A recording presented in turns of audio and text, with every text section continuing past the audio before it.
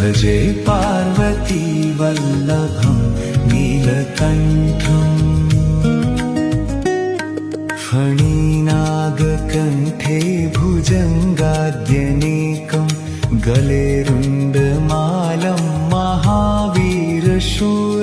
कटिव्याघ्रचर्मं चिताभस्मलेपं भजे पार्वती वल्लभं नीलकण्ठम् शिरः शुद्धगङ्गा शिवा वामभागं वियद्दीर्घकेशं सदा मातृनेत्रं फणिनागकर्णं सदा फालचन्द्रं भजे पार्वती वल्लभं नीलकण्ठम्